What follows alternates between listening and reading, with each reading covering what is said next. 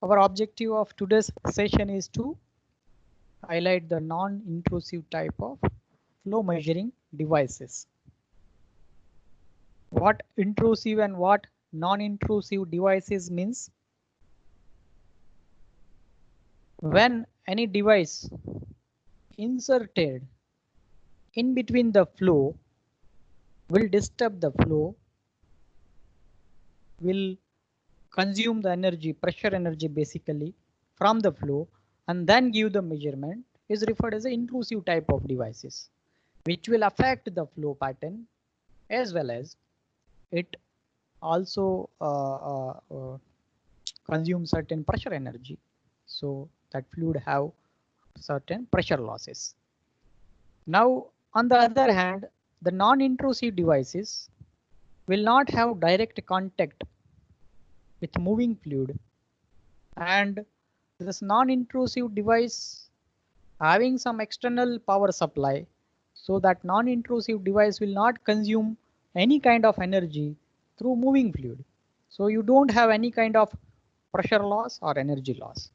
So this is how the non-intrusive and intrusive type of device differently work for the flow measurement. Now, in the intrusive type of devices, we may listed like pitot tube, venturimeter, orifice meter, and rotameter widely used. These all devices are actually we have to inserted in between the pipe where flow must entered through one inlet and come out from another outlet. And during that process, we will get the reading through different physics. When we deal with non-intrusive type of devices, we have we have some non-intrusive type of devices such as ultrasonic flow meter, hot wire anemometer, magnetic flow meter, laser Doppler anemometer, or sometimes it is referred as a laser Doppler velocimetry,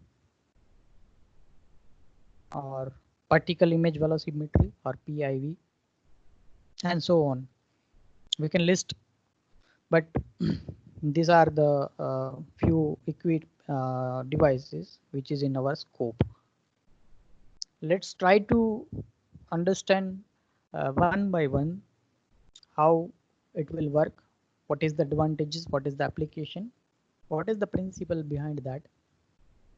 And definitely the one advantage is I already mentioned, this all non-intrusive device doesn't consume any energy from the moving fluid, so it will provide a least pressure drop. So let's start with ultrasonic flow meter. The sound itself, sonic means the velocity or the sound, actually sonic having a relation with the sound. When I speak something, definitely my tongue will create a certain pressure waves, and that pressure waves ultimately travel in the atmosphere with the velocity of sound. Now that pressure waves will travel with the velocity of sound, and that velocity of sound will fixed. That means generally roughly it is in the range of 320 meter per second. If I speak something, then my sound waves can travel with the velocity of 320 meter per second. That means within 1 second, that sound waves, it is ultimately a pressure waves, that sound waves can able to travel up to 300 meter. Now by using that principle only, this ultrasonic flow meter will work. By using that principle, right now the two different types of ultrasonic flow meter we came across. One is called as a transient time flow meter, The second is called as a Doppler effect flow meter. What a transient time flow meter is? Let's see. See, in the transient, if it is a transient time flow meter or Doppler flow meter, both ultrasonic flow meter consist transducer. That is that it is continuously emit the sound waves or sonic waves. See, sound, that means some known frequency sound. See, I am speaking something that is also sonic waves having certain frequency, having a certain wavelength. Now in the same fashion, we are having some device which is continuously creating sound, which is actually called as a transducer. So this transducer emits some sound waves, and there are this transducer is something like that. It can emit the sound as well as it can receive the sound, and it can judge the frequency of that receiving side and frequency of the emitting side. Now how it will work? See, this is the pipe. In that pipe, the flow is moving in this direction. In the outer side of that pipe, this ultrasonic flow meter will attached. You look the previous diagram.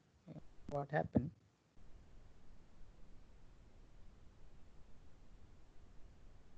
Yes, this is this two transducer. You look, this is coupled at the outer, clamped at the outer side of that pipe.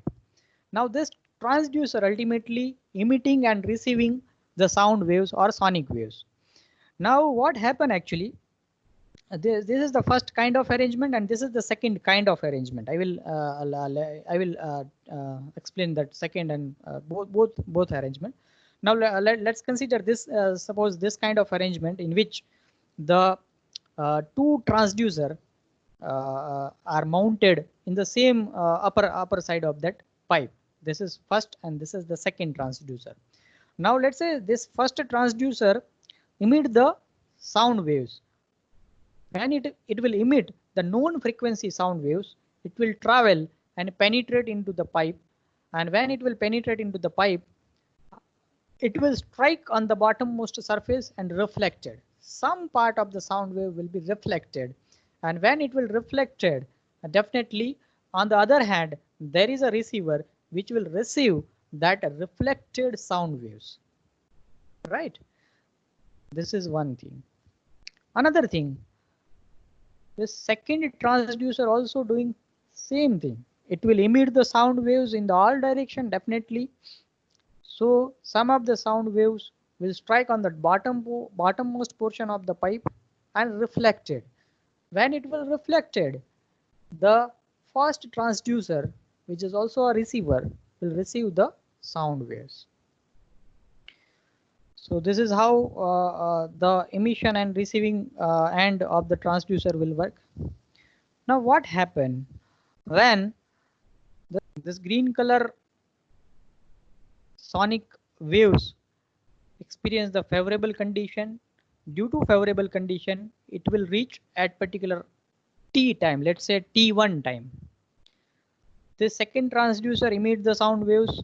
This red color sound waves experience the adverse condition, non-supporting condition. Due to that non-supporting condition, it will reach on the second receiver with the, let's say, time t2.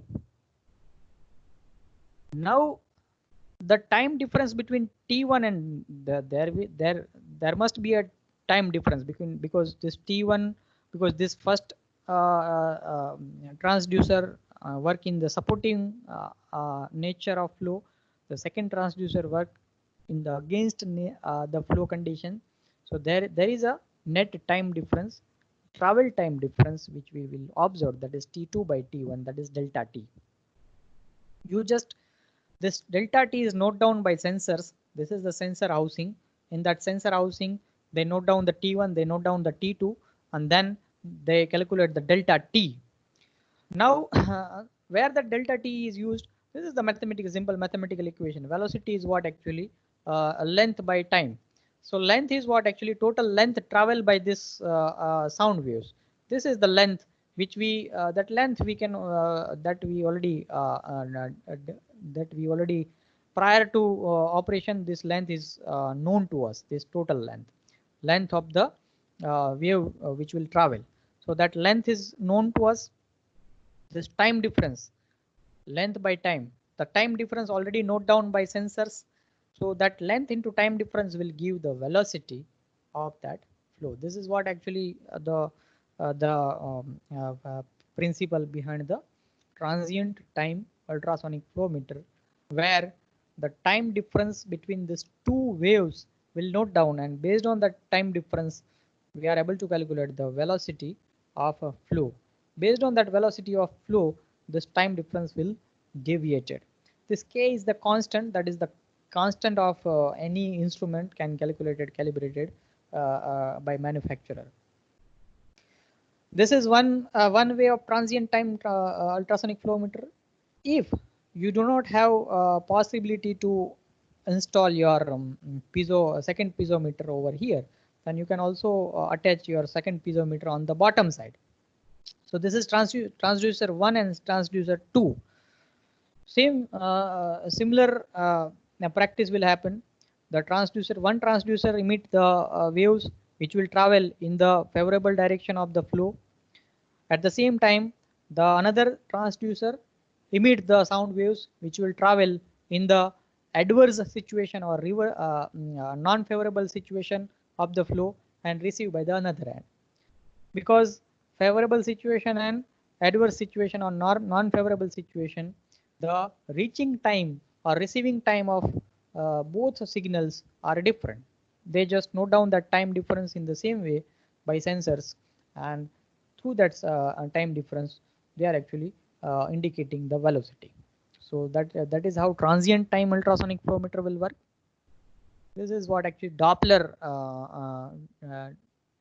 effect ultrasonic flow meter will work. How Doppler effect. In the later stage, I will elaborately explain how what is the Doppler effect is ultimately. But for time being, you just look into this Doppler flow meter, in which this is the transmitter which will transmit or emit the sound waves, and another on the another end we are having a receiver which will receive the reflected sound waves. Now transmitter will transmit the sound wave with the known frequency. You just note down the known frequency. The frequency is known. Now when it will move in the moving fluid, the frequency will change continuously, and when it will reflected and then coming back to the receiver, based on the speed of this flow, the frequency of the sound wave will alter. Now they note down the change in the frequency. When they emit the sound wave, at that time they note down the what is the frequency, and they receive at the end of receiver end, they note down the frequency change, that is called as a Doppler frequency. Now there are a correlation of Doppler frequency. The Doppler frequency is directly proportional to the flow velocity. So there are a correlation physically. Right now that correlation there is no need to remember that in the later stage that correlation is I will explain. But based on that correlation, the sensor and processor will calculate. The sensor ultimately note down the frequency difference, and based on that frequency difference, the control unit will calculate the velocity of a flow. This is what Doppler flow meter. What actually advantages and disadvantages of this ultrasonic flow meter? Definitely ultrasonic flow meter, there is no need to very easy installation. You look only, you have to attach the two probe, that is two transducer on the pipe, and easily by holding in your hand you can actually monitor this sensor, or this controller is very small. So through this controller or sensors you can actually monitor the velocity of that flow. So installation is very simple, easy. It is non-intrusive type of devices, definitely. So there is no pressure drop. highly accurate. That calibration between the transient time, it is work based on physics principle. So if we are have a proper physics correlation between this transient time and length, definitely you are landed with accuracy. You are having a correlation between frequency change, that is Doppler frequency change, and velocity, then definitely you are calculating accurate velocity. So accuracy is very high. Bidirectional capacity, definitely either your flow is moving in this direction or that direction. Only small calibration, through small calibration, that device is work in the similar fashion. That is not the case for venturi meter or orifice meter. You cannot allow flow in any direction, or even though it is if it is a rotameter, then also the flow direction must be fixed. There is no issue of corrosion, definitely. And I mentioned that these all are external sourced power.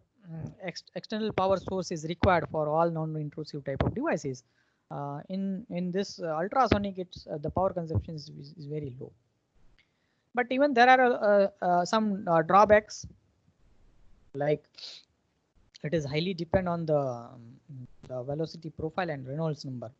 If you are having a very zigzag or turbulent flow, then definitely you have to recalibrate your ultrasonic flow meter, and it will not give proper reading. So your flow must be within the range of that Reynolds number. Your pipe material must not a porous material. If it is a porous material, then definitely there is a no reflection of sound waves. Some of the sound waves will actually cross the pipe material. So you have to avoid the cast iron or cement or fiberglass material in your pipe. Definitely it required periodic calibration. If that liquid or if that fluid, suppose if it is a water, if you wish to measure the water flow rate, so within that water, if there is a air bubbles present in the flow, then it is that air bubbles having some different correlation for the frequency drop.